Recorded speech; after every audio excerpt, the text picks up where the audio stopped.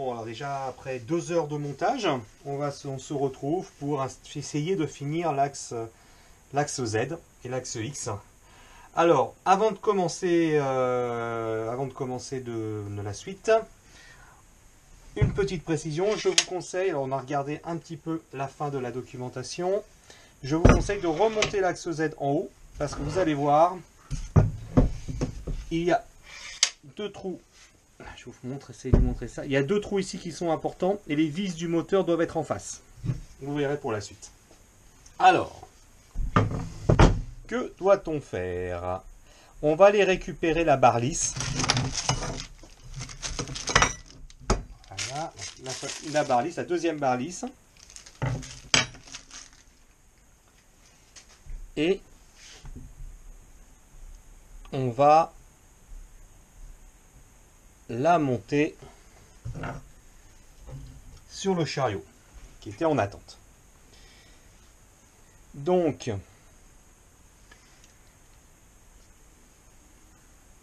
la partie électronique, la carte électronique vers nous, on passe la barre lisse dans le palier.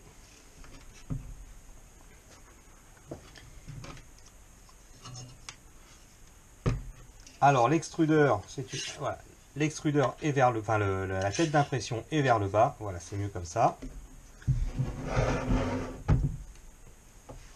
Et l'on va placer. Je me demande même si je peux pas retourner, ça c'est plus simple. Bon. Voilà.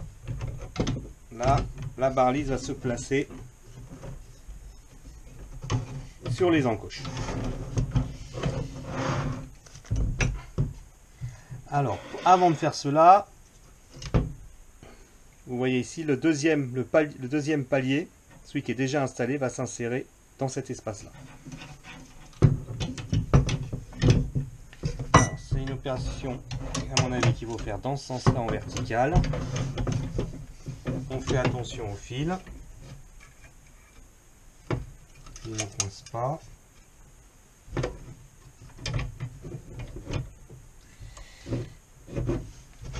Et là, ça me paraît bien. Il n'y a rien qui frotte. C'est parfait. Et là, on me demande de visser avec des M3x12 que j'aurais dû sortir avant. Pensez-y. Donc, il va m'en falloir 4. Alors, les M3x12, c'est après. Il faudra 4 M3x12 et 2 M3x8. Parce qu'on commence d'abord par fixer le palier du haut avant d'utiliser les 2 attaches imprimées en 3D. Donc 2 M3x8 pour fixer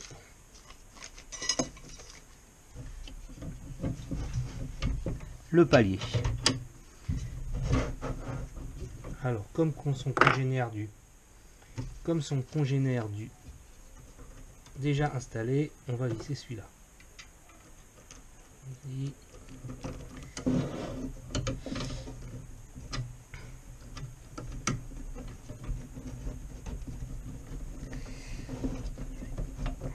Je pense que je suis dedans, c'est bon. Je serre le premier, j'en passe un peu de vis après. Et j'insère le deuxième.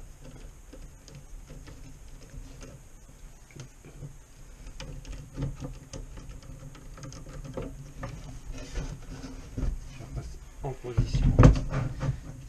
Là vous voyez plus grand chose, mais le but c'est de trouver le deuxième taraudage.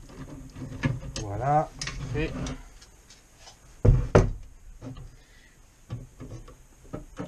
J'ai plus qu'à visser.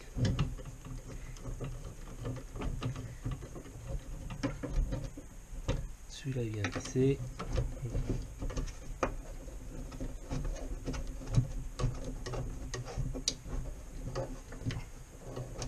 Celui-là aussi. Un petit coup de vis là-haut.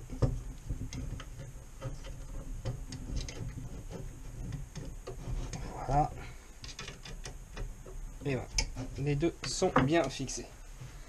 On place la tige lisse dans ses encoches respectives. On prend les deux pièces, les deux attaches imprimées en 3D qui vont maintenir cette barre.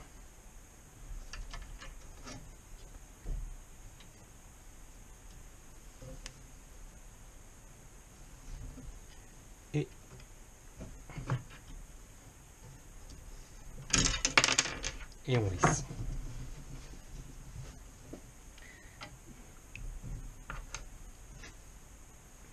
Alors, je vais d'abord insérer la vis.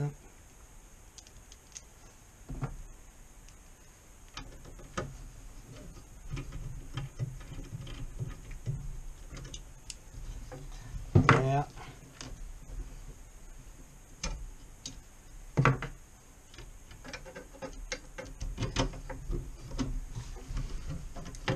Donc toujours, hein, ce sont des pièces imprimées en 3D. On fixe, on force pas trop non plus pour pas éclater la pièce. Voilà. 2. Ensuite l'autre partie.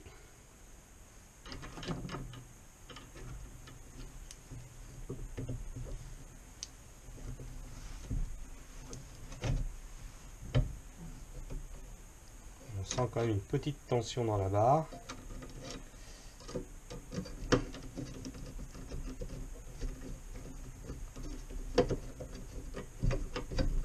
Pas énorme non plus, mais elle a besoin d'être fixée pour être maintenue.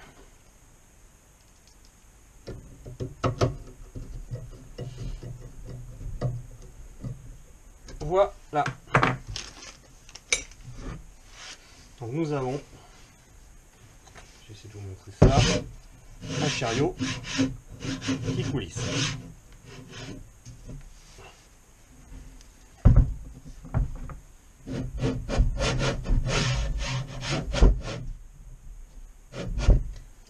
Petite friction sur le bout. Essayez. C'est bien dans les encoches. C'est bien dans les encoches, donc tout devrait. Petite friction sur le bout quand même que je trouve. On va essayer de régler ultérieurement.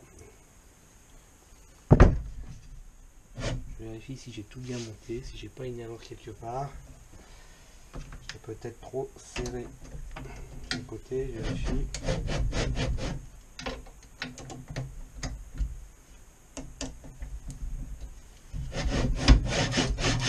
Ça va trouver sa place petit à petit.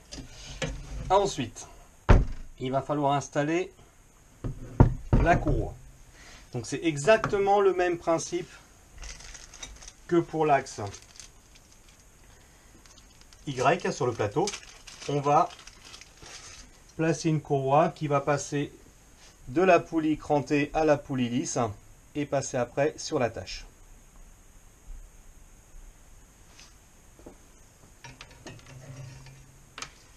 Alors, on va fixer la première attache. Enfin, on va fixer une partie de la courroie dans la première attache. Donc pour ça, vous pincez.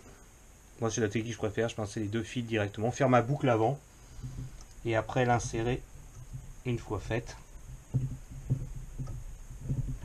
Je trouve ça plus pratique. Il y en a sûrement qui ont d'autres techniques. Celle-là fonctionne bien avec moi. Voilà. On va passer la courroie autour du moteur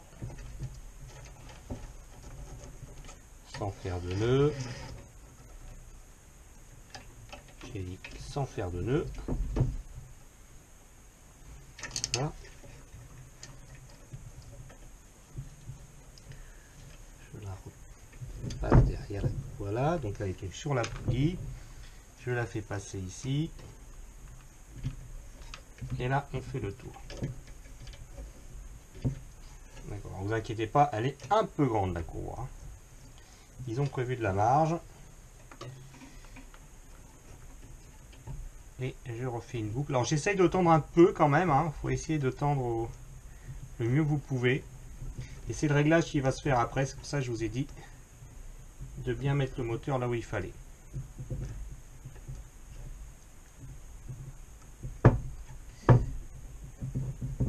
Alors attention, quand même s'y tendre un petit peu parce que j'ai pas non plus 10 cm de possibilité après pour tendre la courroie. J'ai un petit jeu qui est possible. Donc j'ai pas coupé mon câble maintenant. Et je vais essayer de tendre la courroie. J'ai un résultat que je trouve plus ou moins satisfaisant. Je vais essayer de tendre le moteur, voir si ça tend la courroie. Je ne sais pas si vous voyez, j'ai une courroie qui n'est pas super bien tendue. Donc on va voir si... Alors, ici vous avez les deux trous dans lesquels vous avez accès aux vis du moteur. Il y en a trois, donc il y en a une à gauche, facile d'accès, et les deux autres, il va falloir y avoir accès par ces trous-là. C'est là où vous aurez besoin de ceci, une clé Allen pour atteindre, en passant dans le trou, atteindre les vis du moteur. Donc, et c'est là où je me rends compte que j'ai fait une petite boulette, c'est-à-dire que j'ai placé mon moteur en butée gauche, quand je vois quand j'ai le plateau de face. Il aurait fallu que je le mette dans l'autre butée pour pouvoir après retendre. Là, je ne peux plus reculer en arrière, je suis au maximum. Donc c'est une erreur de ma part. On va recommencer. Ça, c'est vrai qu'il ne faut pas couper la courroie dès le début parce que il y avait une possibilité non nulle. Donc voilà pourquoi ils avaient demandé aussi au début, mais si je me souviens, de ne pas trop fixer le moteur pour justement qu'il y ait un jeu et qu'on le mette. Ah, quoique non, c'est bon. Non, il était bon. Il était en bonne butée, sauf que moi je trouve qu'il n'est pas assez tendu. Voilà. Je suis obligé d'aller complètement, de déplacer complètement le moteur sur le côté opposé pour bien le tendre. Alors, je vais tenter de retendre un peu mieux ce câble, enfin cette courroie.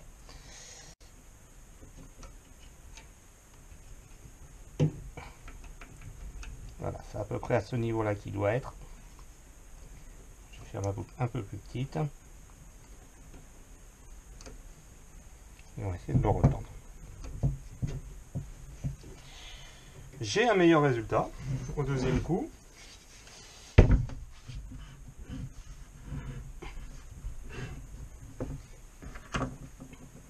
Et j'ai un tellement bon résultat que j'ai même du mal à le tendre, à pousser le moteur, donc c'est pas mal. Je pince avec mes deux doigts la courroie pour avoir une tension correcte. Et là, je vais commencer par visser. Première vis du moteur qui est facilement accessible, histoire de fixer dans cette position.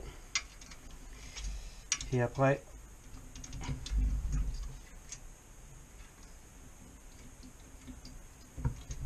je vais accéder aux deux autres vis, histoire de bien caler. Voilà. Bon, finalement, avec une clé Allen comme j'ai, ils sont très faciles d'accès.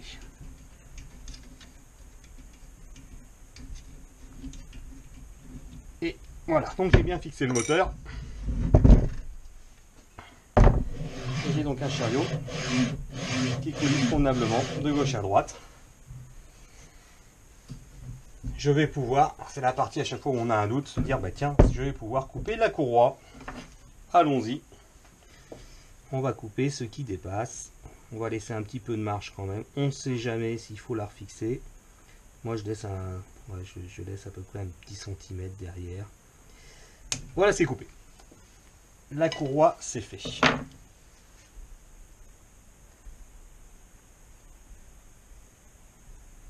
Ensuite, on va commencer, on va assembler nos deux parties. Ah, ça sent la fin. Ça sent quand même la fin de la partie mécanique. Donc, on reprend notre plateau.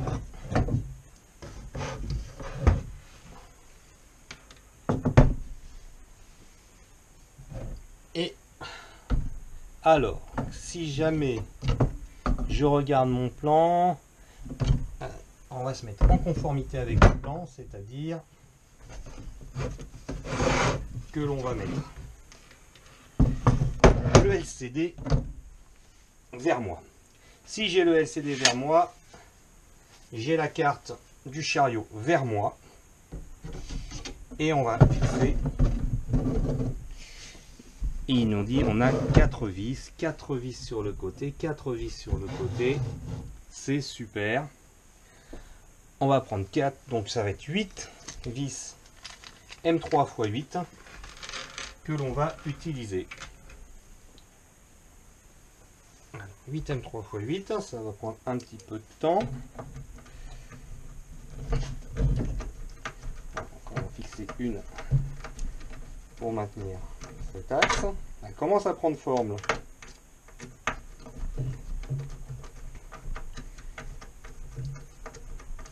Donc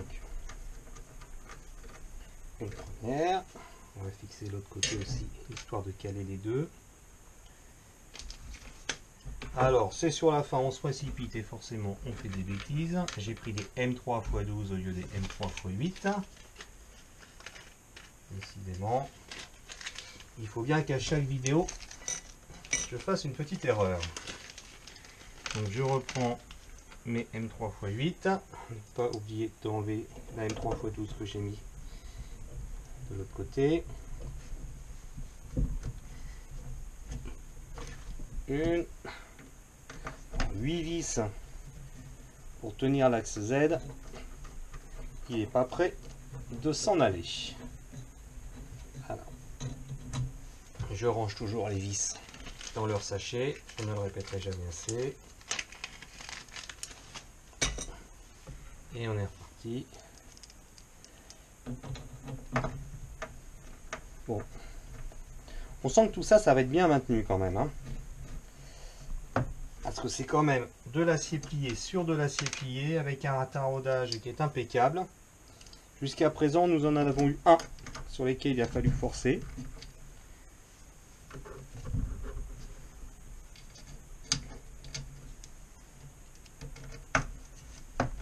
J'espère quand même, c'est en disant ça que je vais avoir un souci, même pas. Donc j'en fixe deux en diagonale d'un côté, deux en diagonale de l'autre, l'histoire que petit à petit la pièce prenne sa place.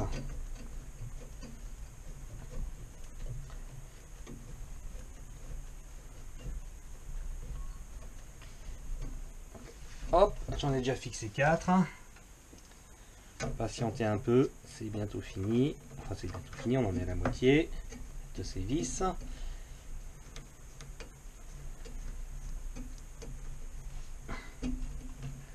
Voilà. Donc là, j'en suis déjà à 2 heures de montage. Je pense que je vais finir cette vidéo à 25 minutes à peu près. Donc je dirais qu'il faut 2h25. Vous avez vu, on n'y va pas non plus à pleine vitesse. On fait des bêtises de temps en temps. Donc je pense que la partie mécanique pure de l'imprimante, voilà, il faut compter 2h30 pour la monter. En prenant son temps, encore une fois, je le répète.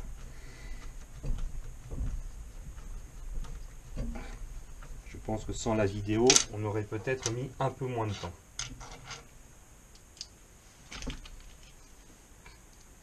Dernière vis. Alors, on pourrait se dire, bon, ben, quand même 8 vis d'un côté, 8 vis de l'autre, cet axe Z, il est quand même bien maintenu. Il n'est pas prêt de s'en aller. Et ben, comme si ça ne suffisait pas, vous voyez, il est quand même assez bien maintenu. On va lui rajouter deux supports transversaux, enfin deux supports sur le côté. Alors, comment ça s'installe? On nous dit qu'il y a deux encoches ici.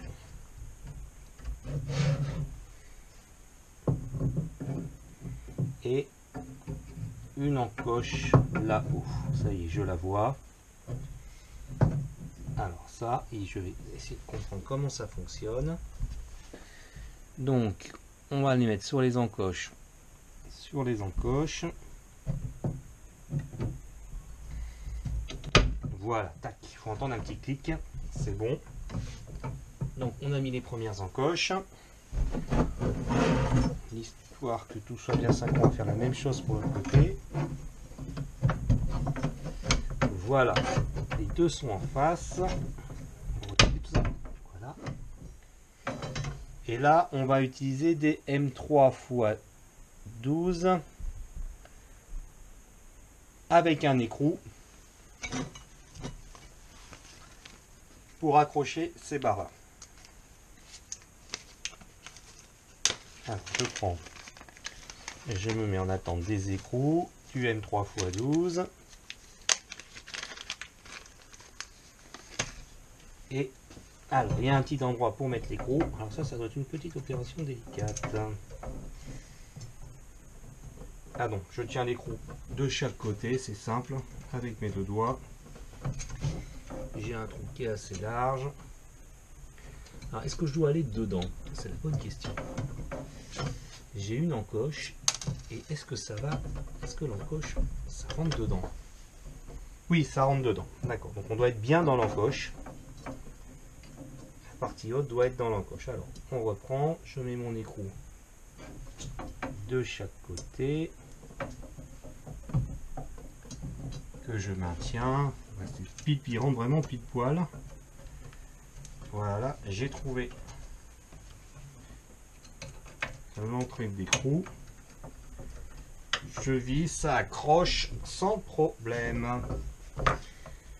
Alors pour le bas, ça sera peut-être plus délicat. On va essayer tout de suite. Donc je pense qu'il faut, je pense qu'il faut pencher un peu pour y arriver. Et on va faire on va commencer par celle d'arrière. Vous voyez pas grand chose sur la vidéo.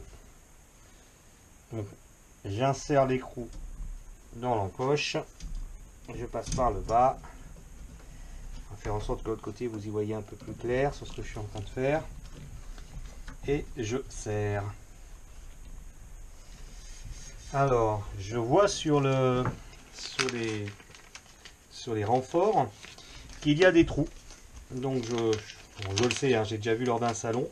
C'est sur ces renforts là que va s'attacher plus tard le support bobine. Où vont s'attacher plus tard les supports bobines, car on ne désespère pas de voir arriver le double extrudeur tant promis par Emotion Tech.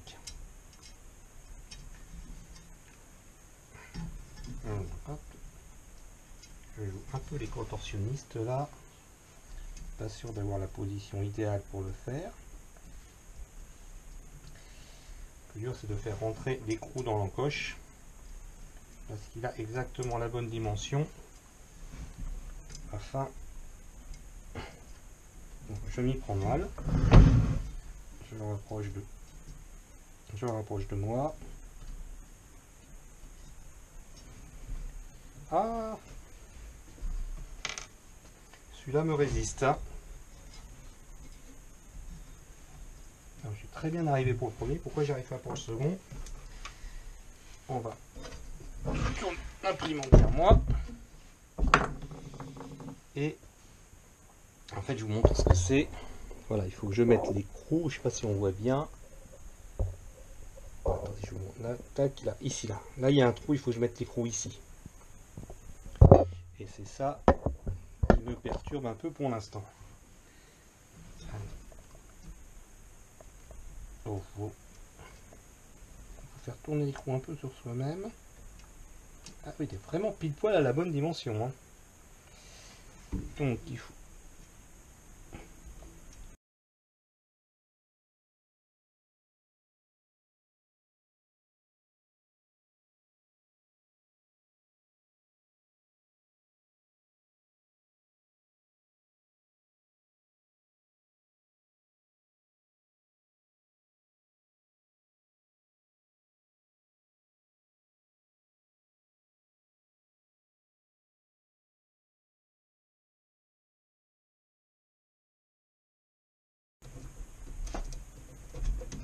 Voilà. Ok, donc c'est la bonne technique. La technique, c'est maintenir la vis d'un côté, le boulon avec votre doigt, et vous serrez. Et ben voilà, finalement, on y est arrivé. Donc, je range toujours mes vis. Donc, désolé pour les imperfections. Et comme vous voyez, je la monte en même temps que vous. Et je vous la fais découvrir. Voilà, alors, on va la repositionner en face de nous. Je vais vous prendre la caméra. Et voilà. On a bien notre plateau qui bouge sans problème. Notre axe X qui bouge sans problème. Le tout est maintenu, mais alors, wow, c'est très lourd et c'est vraiment très bien maintenu. Puisque l'on a les renforts que l'on vient d'installer, qui sont impressionnants. Et ben la prochaine partie, si mes souvenirs sont exacts, ça doit être... Il y a un palpeur, je crois, à mettre. On verra la prochaine fois. Et on va entamer la partie électronique. Voilà.